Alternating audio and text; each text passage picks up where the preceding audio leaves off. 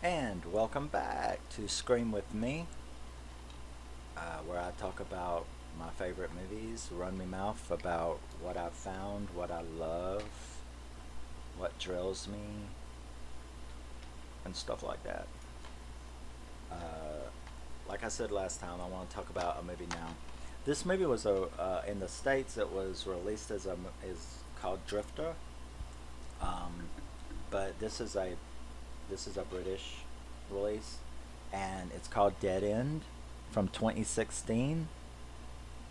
Uh, Mad Max meets Book of Eli, which is yeah, that's yeah. I'll buy that. I mean, as a description, um, survival is hell. Yeah, it was that too. Um, a lot of people wonder how come like a movie released in the United States. This was directed by Chris von Hoffmann. He's only made two full-length movies. I want to see the other one after seeing this barrage of mental. He's a total nutter, obviously, but I like it. Um, Drifter in Europe, I don't think Drifter would really convey, you know, to the audience or a moviegoer would be like, Drifter, what does Drifter mean? It's not really a European word that will bring about. I can see them naming it this, but Dead End is a lot more accurate, I think, and it would make a lot more sense to British purchasers, but the International Movie Database link below will be to the original title, which is Drifter.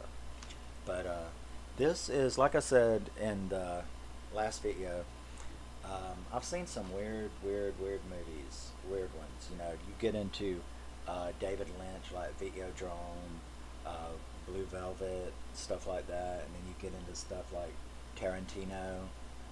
This reminds me a lot of Kill Bill, the cinematography of Kill Bill. This reminds me a great deal of Kill Bill, and I really like this guy. It looks like his next movie is also a horror movie called Monster Party. Um, I'm gonna see if I can find it because this one like tripped me the fuck out. So basically, you have two guys. The movie starts off two guys. It does look very Mad Maxy. You know, you got two guys, and at first I wasn't really sure. At first, I thought they might be boyfriends or something, but it turns out that they're brothers. One of them has autism, uh, like mid level, mid functioning autism, and it's really cool. So it turns out that they're on like a cross country Mad Max revenge trip, going to kill the guy who killed their father. Um, this, of course, never plays out though. That's obviously what they were doing. Is that, but life gets in the way, or death gets in the way. So you see them go through all of these really weird scenarios as they're on their way, and then they arrive at this little town. It's like a little post-apocalyptic town. It's a post-apocalyptic movie, obviously, and that's when it really. I mean, it's already weird. The movie is already really trippy and really weird, but then it decides to pull out all the stops and go full force. They get to the town, and they are greeted by this really weird old man in the middle of the road, and this old man actually made me jump. It scared me how fast he suddenly whipped out a knife. He was barely moving, like this creeper old man, you know, fucking coffin dodger in the middle of the road. And they stop and try to talk to him, and he like barely moves. But yeah, the, he suddenly, really fast, jerks out a knife and slashes their tires, stranding them there. And he did it so fast it really does make you jump, you know. Um, so here they are, they're stranded. They don't know what to do. This girl comes out and sort of takes them hostage, protects them at the same time. And she tries to tell them, you need to leave. You need to go away. Um, but they don't. unfortunately for them. And I guess one of the biggest surprises of the movie is the star of the movie is he's like gets killed pretty soon after they arrive in the town. There's a bunch of action, and it's like a little crazy family. That's sort of like they ran into the a family from Wrong Turn is what it's like, except there's no deformities except in their brain because they're all fucking nutters. I mean, they are crazy. Like post-apocalyptic, had way too much crack, kind of crazy. Um, I've never seen. You're visually stunned watching the movie, like Kill Bill did. You're visually stunned by exactly how crazy these scenes are, and these people are. And so the main character, unfortunately, he's killed in front of his brother, the autistic one. So his autistic brother's the only, brother is the only one left. And of course, I'm skipping through a lot of stuff, but uh, I've never been so grossed out, but at the same time intrigued by any movie before. Because there's some gross scenes that are going on, and I think the worst one was, and I knew it was coming. They serve the autistic guy. They serve him dinner.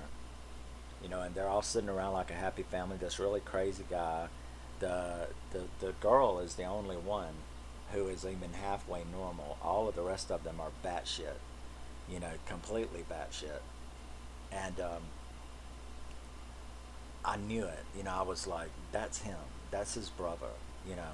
And then they bring out and they got the brother's head as the centerpiece of the table. So then they let him know that they're all snacking on his brother, which that was bad, especially since I was like crushed like a 12 stone rock. 12-ton rock fell on me head because he is like gorgeous, the lead guy. But just I've got nothing more to say about that. But he getting killed really pissed me off because I'm like, what the hell's going on? And you'll do that a lot in this movie. You'll be like, okay, I had this going in a completely different direction in my head, and then nope, we're going this way, and then we're going this way, and then we're going this way. But this director has really intrigued me with this movie, um, and I think if you're a fan of that, it's got a low score on International Movie Database, but that's what I would expect because the vast majority of people in general, and people on International Movie Database are fucking stupid. They're too stupid to understand anything that isn't straightforward, and a lot of the moviegoing public is that way too. I mean, it's got to be Michael Bay, boom, boom. You got to have these exact, you got to have these exact ingredients to do this. There's nothing subjective allowed, nothing new, nothing unique allowed, and it becomes a cult thing. And the cult can't fight the mainstream. So a movie like this is always going to have a really low score because more than half the people that watched it are too fucking stupid to even understand or let their mind. It's one of those movies. It's like Kill Bill, where you've got to be able to follow the cuts. You got to be able to follow the cinematography. You can't be bothered by it. You've got to allow your brain to open up and take in, and think. Moviegoers do not want you to think these days. They don't want to think at all. They want you to spoon feed it all to them, and that's just it. But I've never tried really to defend my love of movies that other people don't like. You know, and I think that happened when I was a teenager because one of the first, I guess, what you would call rated R adult movies that I saw at the local small town theater was a movie with Morgan Fairchild and Andrew Stevens called The Seduction. And I may have been like 16 or something like that. And so I remember being in there, and like the crowd were just like yelling at the screen. Um, um, they were excited. It was an exciting movie, and when the shit started going down, it's a stalker movie, and when the shit started going down, the crowd was just up on their feet. I mean, it was a lot of it, and yet the movie was panned and hated by critics, and you know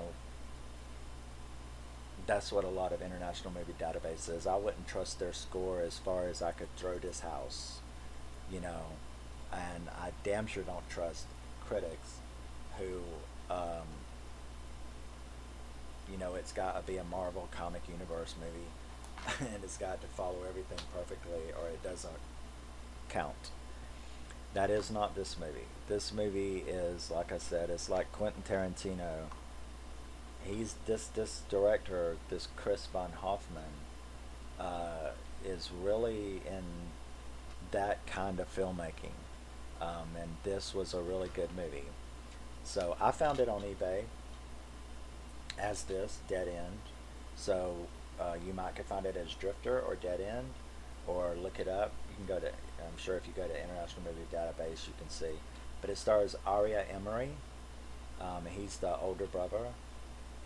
Drew Harwood would be the autistic one, and Monique Rosario would be the girl that tries to save them, the only sane one in that little crazy family. But I think uh, there's a lot of really good moments in this movie that kind of leave you going, "What the fuck? Oh no! Wow, what am I seeing? You know, what I mean, what am I, what am I looking at? This is really good, but it's also really freaking me out, and I, you know, I think you have to be an art lover, a cinema lover, to be open to different things, and so yeah, 2016, Dead End, or Drifter, whichever way you can find it, but Dead End, I absolutely love this movie. It is definitely one of those that makes you go, "What the fuck?" And that was new. uh, so yeah, check it out if you can find it, and let me know what you think. If you give a shit to let me know what you think, and I will pick out our next one to talk about and go from there. Later.